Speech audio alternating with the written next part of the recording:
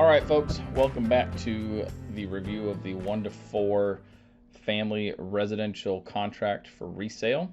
We're going to push through and try and get the rest of this contract done. We're going to go through paragraphs 18 through 24, cram it all into one video, and that'll conclude our review of the entire TREC 1 to 4 family. So let's jump into it. This one starts with paragraph 18. This is the escrow paragraph.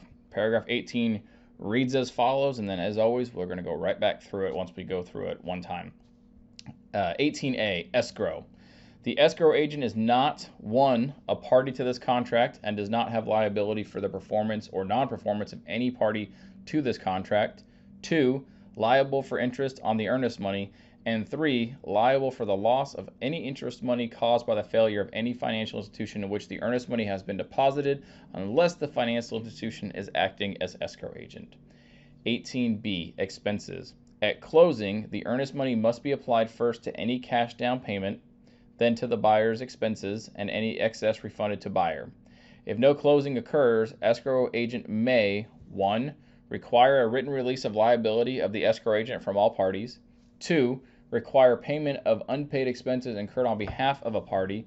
And 3, only deduct from the earnest money the amount of unpaid expenses incurred on behalf of the party receiving the earnest money. 18C, demand. Upon termination of this contract, either party or the escrow agent may send a release of earnest money to each party, and the party shall execute counterparts of the release and deliver same to the escrow agent. If either party fails to execute the release, either party may make a written demand to the escrow agent for the earnest money. If only one party makes written demand for the earnest money, escrow agent shall promptly provide a copy of the demand to the other party. If escrow agent does not receive written objection to the demand from the other party within 15 days, escrow agent may disperse the earnest money to the party making demand reduced by the amount of unpaid expenses incurred on behalf of the party receiving the earnest money, and escrow agent may pay the same to creditors. If escrow agent complies with the provisions of this paragraph, each party hereby releases escrow agent from all adverse claims related to the dispersal of the earnest money. 18D, damages. Any party who wrongfully fails or refuses to sign a release acceptable to the escrow agent within 7 days of receipt of the request will be liable to the other party for 1, damages, 2, the earnest money, and 3, reasonable attorney's fees, and 4, all costs of suit. And then 18E, notices. Escrow agent's notices will be effective when sent in compliance with paragraph 21. Notice of objection to the demand will be deemed effective upon receipt by escrow agent. So there's a lot to this paragraph, so let's go back through it. So 18A, all right, this is the section that basically alleviates the title company, okay, who's holding escrow, from any liability should the contract not perform one way or the other.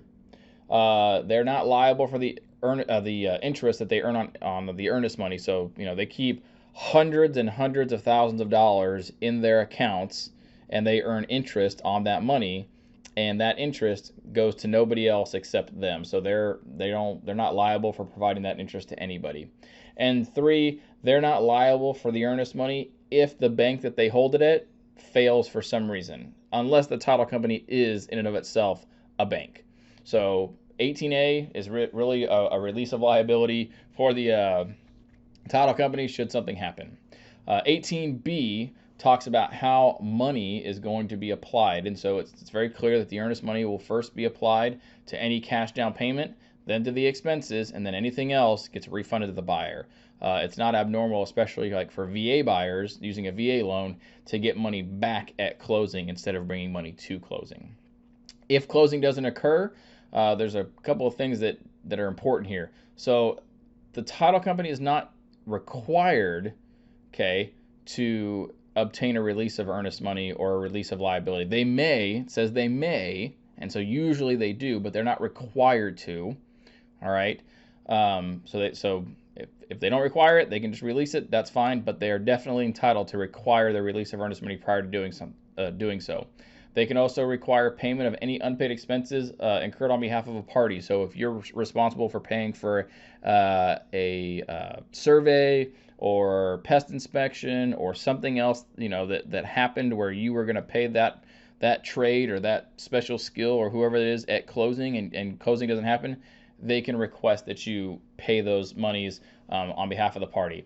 And then on top of that, if you are receiving the earnest money and you have money that's due somebody else, they can take out of that earnest money any unpaid expenses incurred on behalf of the party receiving the earnest money. So, for example, if the seller, all right, was the responsible party for paying for a new survey, and they ordered a new survey, surveyor was going to be paid at closing, and the closing never happened because of the buyer, then guess what? That the money for the survey, they can take that out of the earnest money and then provide the rest to the seller.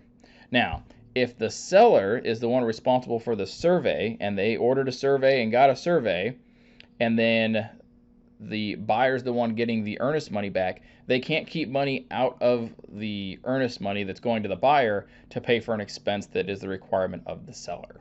So that's an important distinction and an important understanding. So so that's B.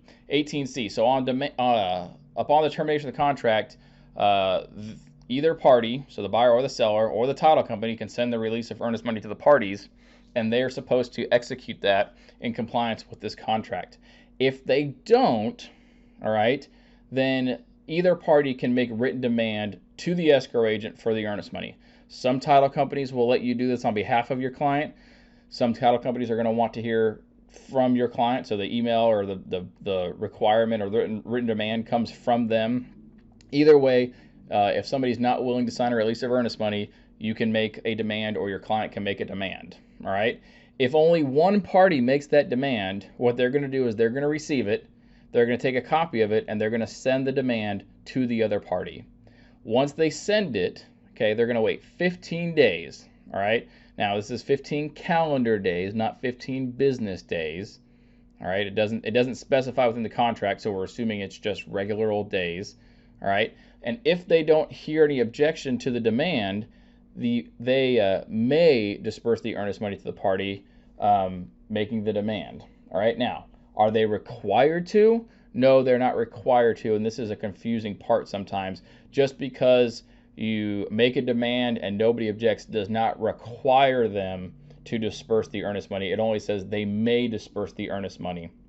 And if they disperse it within the confines, all right, of this provision, then each party hereby releases them from any adverse claims related to the dispersal. Now, some title companies are really good about this, and they're like, hey, we made the demand, you made the demand, we sent it over, 15 days went by, and nothing happened.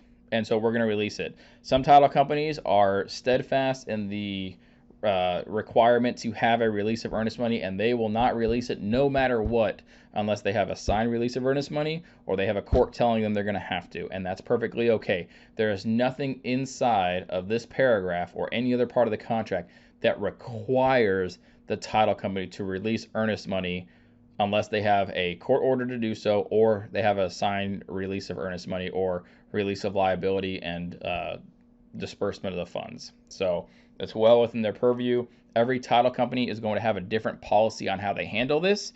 This would be one of those things that you want to check with when you're deciding on who your preferred title company is going to be. When I have people come and do sponsors, like title companies come and do sponsors for different events, and they ask for questions, one thing I always like to ask is, how do you handle demands for earnest money? Because I want to know. That's important to me. It's going to be important to my clients. So that's that paragraph. Now, 18D covers damages. It says that any party who wrongfully fails or refuses to sign the release of earnest money acceptable to the escrow agent within 7 days of the receipt of the request is liable for the earnest money, damages, attorney's fees, and all the other costs of the suit. All right? So if your client truly believes, or there is some type of legal contract law question about the termination and there's some confusion and they really believe that they are entitled to it and they do it in good faith, then that's one thing. If they wrongfully just fail to or refuse to sign off on the release of earnest money just because they're spiteful about it or they just don't feel like it's fair even though it's clearly outlined in the contract, that would be the part where they become subject to this provision. And then 18E is notices, and it simply says that as long as the escrow agent sends the notice in compliance with paragraph 21, which we'll go over here in a few paragraphs, that they are in compliant with sending it, and you received it as soon as they sent it. All right, and that the notice of objection to the demand will be deemed effective upon the receipt by the escrow agent. All right, so a couple of important things in that paragraph. That is mostly what happens when something doesn't close and how does that work. And so these are really important areas to know about when a contract doesn't close or doesn't finish out. All right, moving on to paragraph 19, representations. It says all covenants, representation, and warranties in this contract survive closing. If any representation of seller in this contract is untrue on the closing date, seller will be in default. Unless expressly prohibited by written agreement, seller may continue to show the property and receive, negotiate, and accept backup offers.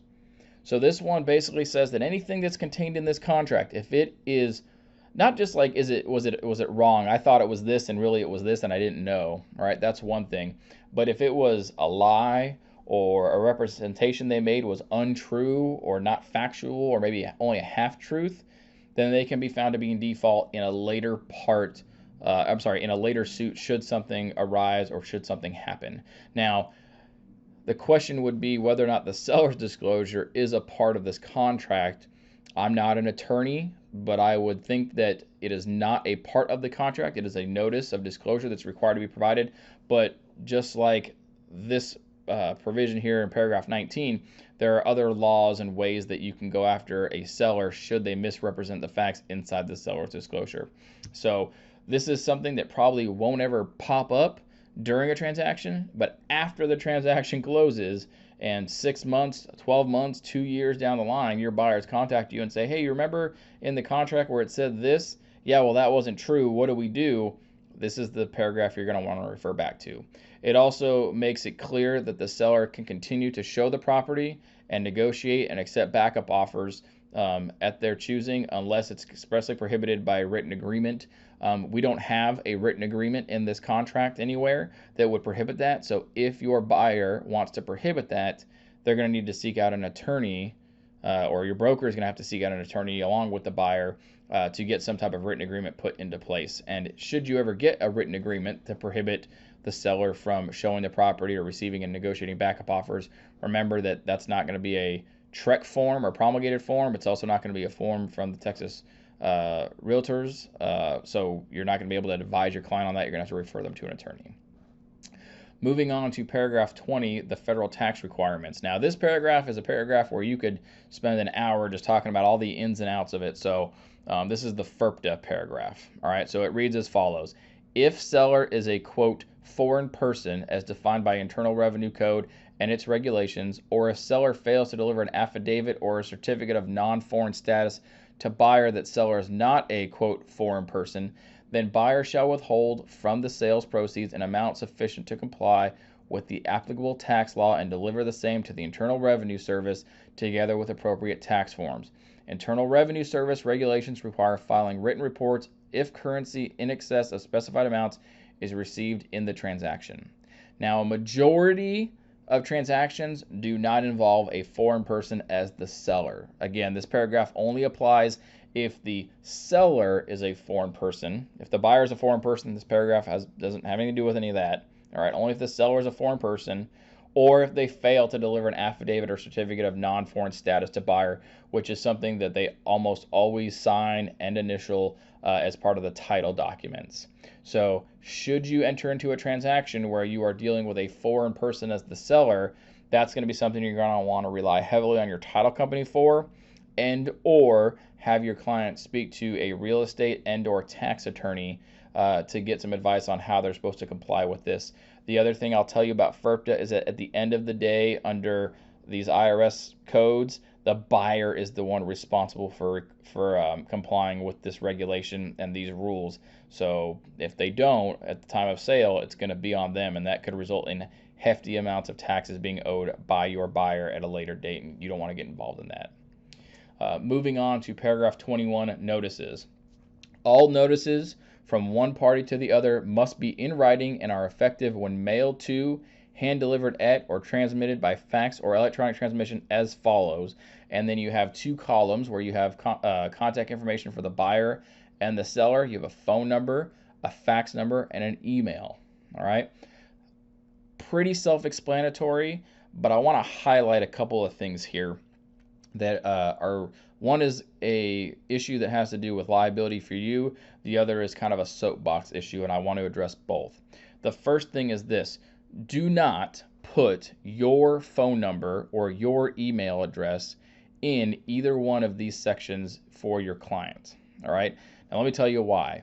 The notices section is where all notices within this contract to be sent and valid have to be sent to either you as the agent or to these notices sections. So if I send a termination to you as the agent, it's just as good as the actual party receiving that termination. But here's the thing: if your client's contact information is not here and you miss a notice, and because that notice wasn't received in a timely fashion, your clients make some determination about something, all right, and you ended up not passing along that information, you can end up holding the bag or being on the hook for whatever decisions they made that will become negatively impacted because they didn't receive a notice. And I realize that's kind of confusing, so let me give you a good example.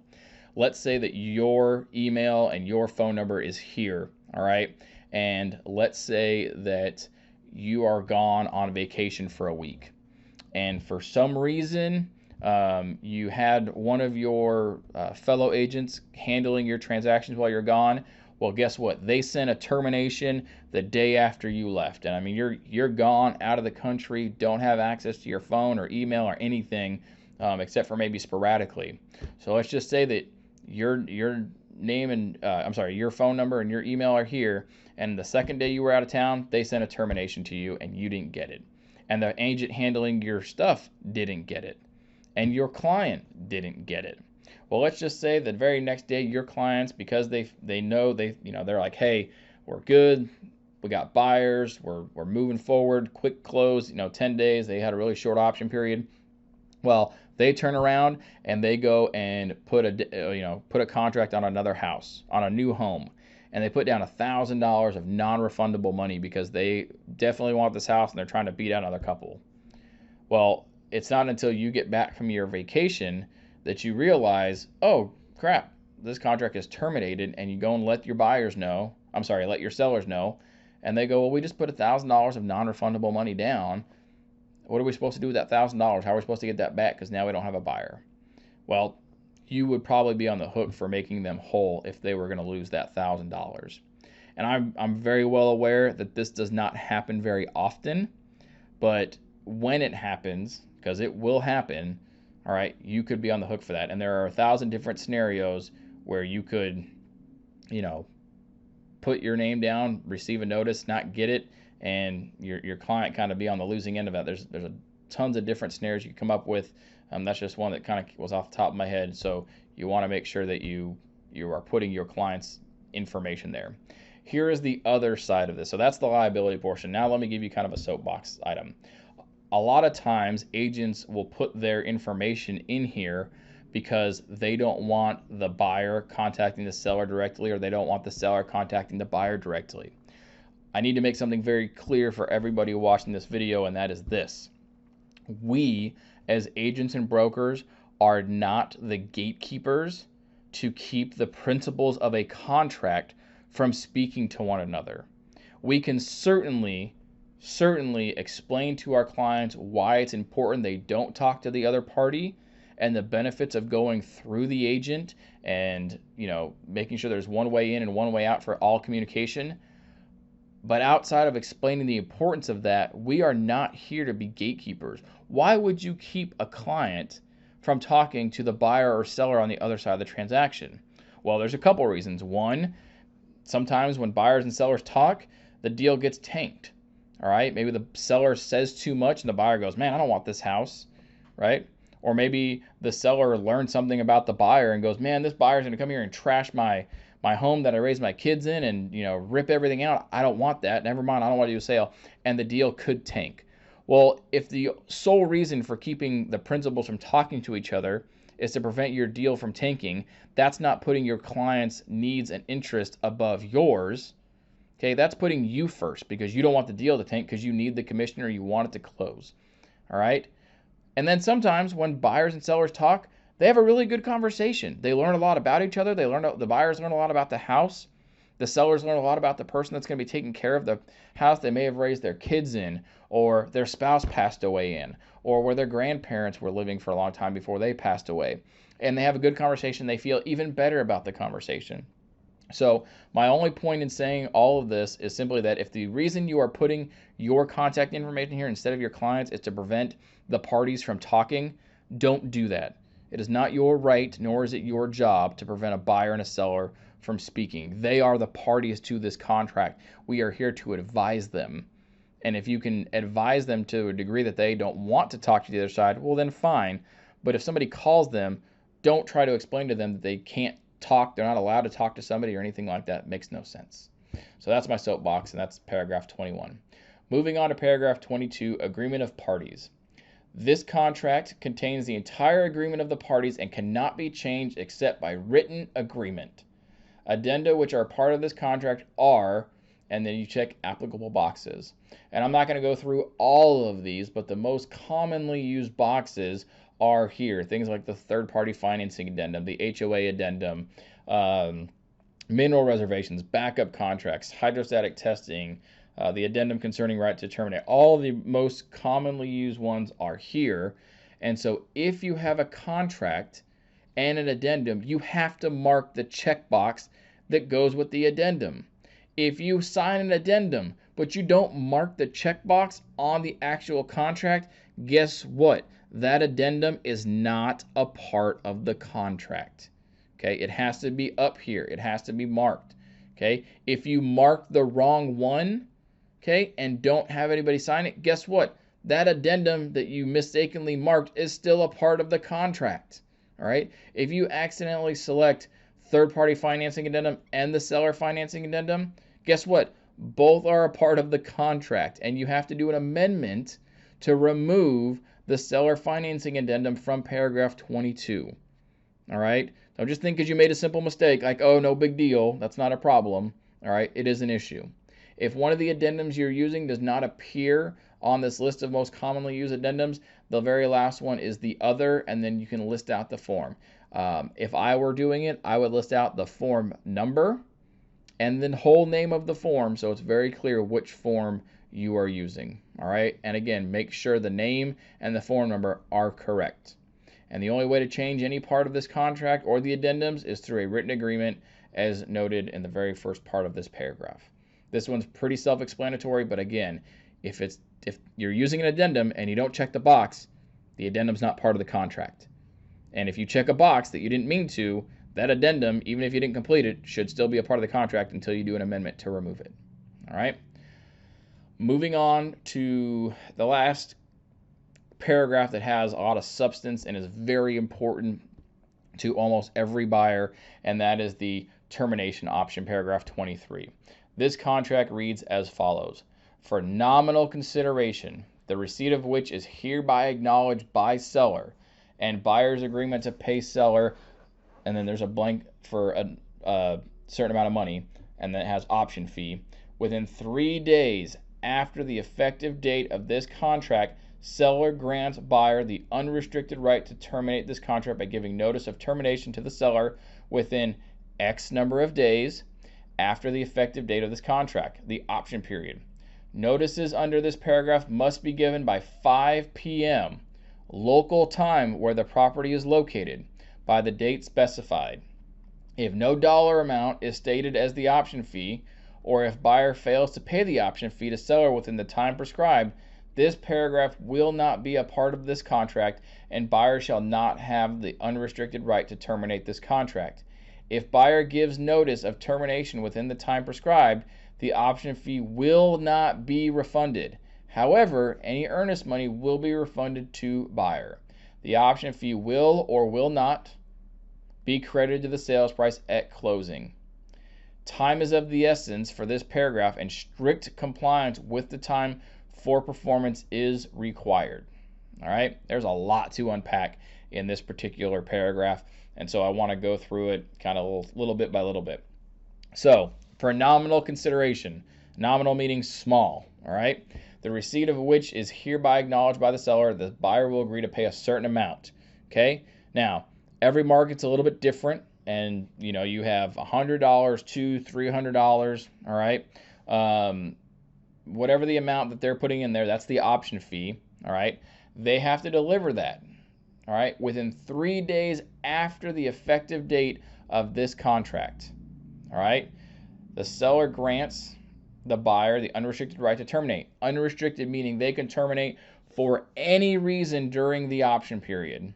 All right. They could terminate because they don't like the way the neighbor's house looks. They don't like the way the neighborhood smells. They don't like the planes that fly over the house. They don't like the color of the paint or the carpet. They don't like the way the backyard looks. They don't like the way the pool looks. All right. Any reason. It's unrestricted. They don't have to give a reason at all. Not at all. All right. So it's unrestricted. Should be very clear about that. All right. They have to give notice of the termination, though, within a certain number of days after the effective date of this contract. Now, I want to explain this because a lot of people are confused.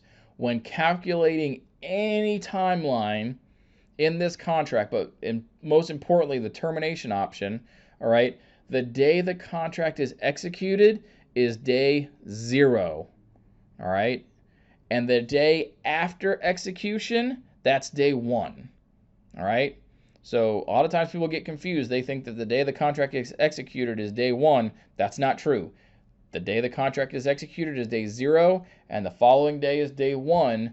Please calculate your option period appropriately so you don't get caught sending a termination at 4 p.m. the day after your option period expired, trying to terminate based on the option. All right.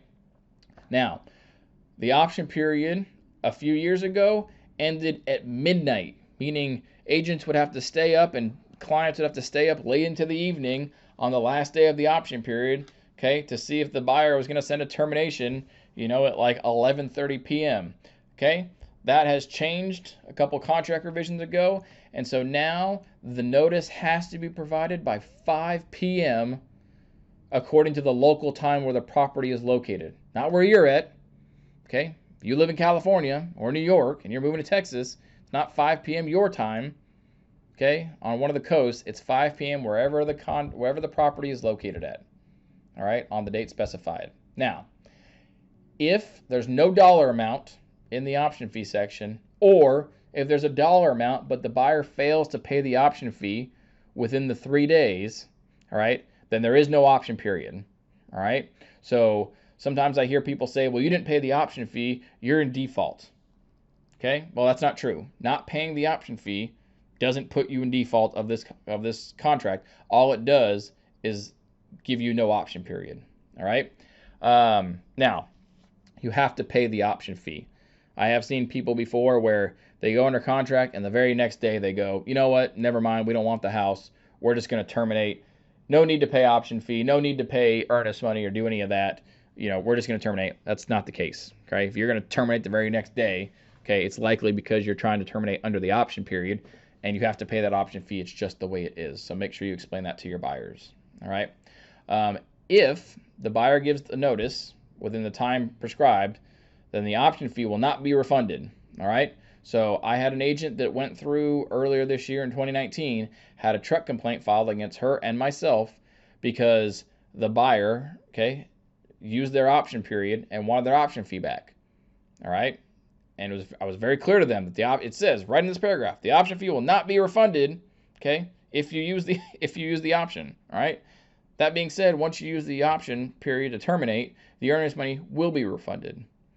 And then the second to last paragraph allows you to say whether the option fee will or will not be credited to the sales price. Unless you're in a multiple offer situation, I don't know why you would select will not. So in a majority of cases, 99.9, okay, the option fee will be credited to the sales price at closing. And then the very last sentence in nice big bold print. Time is of the essence for this paragraph, and strict compliance with the time for performance is required. All right. If the last day of option, You send me a termination at 5:01 p.m., guess what? You missed your option period. Okay, it ends at 5 p.m. You have to send notice by 5 p.m. All right, time is of the essence for this paragraph. So if you're still confused, please go back through and rewatch the last 2 or 3 minutes, however 4 or 5 minutes, however long we've been going on over this paragraph 23, and rewatch it. This is a biggie. All right. This is the time. The option period is where the client has the most leverage to negotiate against the seller for repairs and things like that. It's also the period of time where you want to try and get your inspections done and whatnot, because your right to terminate is unrestricted. All right. Moving on to paragraph 24, consult an attorney before signing. TREC rules prohibit real estate license holders from giving legal advice. Read this contract carefully. And then there are 2 columns where the buyer and seller can list their attorney's names and or contact information below, all right, so that you know who to provide service to or who to contact should legal proceedings occur. Most buyers will not have an attorney to put in this spot. You're not required to have one, but if they have one and they want to put somebody in there, that's where you would put it. And then on the very bottom of this, so that's kind of paragraph 24. The very bottom of this is where the buyer and seller sign. And then you have this box, okay, where you fill in the execution date. Executed the blank day of the whatever month, the year, okay, that is the effective date. And the broker is fill in the date of final acceptance. So 2 things that are really, really important here, all right. First, the date that you put inside of this execution box here, that is the effective date. Every single timeline inside of the contract is based off the effective date. Every single one. All right? From the termination, the third-party financing addendum is based on that. Every single timeline is based off the effective date. You must fill out the effective date, and it must be correct. All right? And that leads me to my second thing, which is it says broker fill in the date of final acceptance. If your client is the last one to sign the contract, you must fill in this executed box. All right? Don't be lazy. Don't be one of those agents that has your client sign and you don't fill in the date on this box, either like digitally, like via DocuSign, or print it out and write it in because you forgot to do it the first time around. All right? It is the responsibility of the agent and or broker, and it's actually the broker's responsibility. That's why it says broker, all right, to fill in the date of final acceptance if your clients are the last ones to sign. All right? Now, what happens if the other agent or other broker doesn't fill in that date? Because that happens all the time. If that's the case, then you take it upon yourself to fill it in and send an email to the other broker or the other agent saying, hey, you forgot to fill in the effective date, the executed date. Okay, I've gone ahead and filled it in. I put this date. Can you confirm that you agree that this is the effective date? And let them respond to that email so there's no confusion whatsoever on what the effective date is. All right, because again, every single timeline is based on that date. All right, let's move on to this final page now. Just as a piece of clarification, because I still get people that are a little confused by this, the contract portion of this stops on page 8. All right, that's where the signatures are. Page 9 is not a part of the contract. It is information. It's a broker information page. All right, there are no binding terms inside of page 9. All right, even the bottom where it talks about the listing broker agrees to pay the other broker a certain percentage. Okay, that's not binding on either broker. It's an information thing. All right, and so this is the section where you're going to list your firm that you represent the buyer or the seller.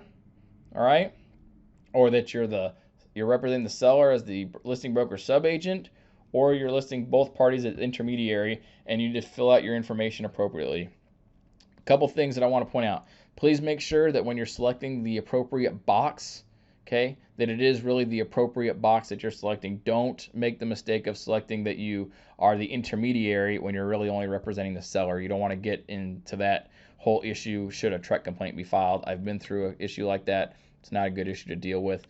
Not only that, please make sure you are filling out your brokerage's name and license number correctly. All right, your name and your license number, your contact info, your broker's office. Please make sure all this information is correct and fully filled out. All right. And then at the very bottom where it talks about the listing broker has agreed to pay the other broker, this is just an area where the escrow agent is authorized and directed to make payment. Now, the listing broker could always change this, because this agreement here at the bottom is not an agreement at all. It's not binding. It's just information. All right. The MLS, whatever's in the MLS or in a broker-to-broker agreement, is what is going to rule this particular section as far as the listing broker paying the other broker or the buyer's broker. And then the very last page is simply a receipt page. Go and take a look at that on your own. It's pretty self-explanatory. All you have a place where you can receipt out the option. It's important to remember that the dollar amount, all right, and then in what form it was, and then the seller or the listing broker are the only ones that can receipt out the option. All right, title company can't do it, lender can't do it. Okay, seller's secretary can't do it. Okay, it has to be the seller or the listing broker. That's it. All right, the earnest money receipt will be filled out by the escrow agent. That's pretty clear. They'll also fill out the contract receipt, make sure they have it. And if there's any additional earnest money, they'll go ahead and receipt that out as well. But as far as the option fee receipt goes, it's got to be the seller or the listing broker. All right. That's it. That is our conclusion of the review of the 1-to-4 family residential contract for resale. I hope it's super informative. I know there's probably about 3 hours of total videos, but if you've watched all these, you know more about the 1-to-4 family contract than probably 90% of the agents in Texas. If you have any questions, as always, post them below and we'll get your answers taken care of. Thanks for hanging out. Appreciate you much. And now it's time to start videos on all the addendums. See ya.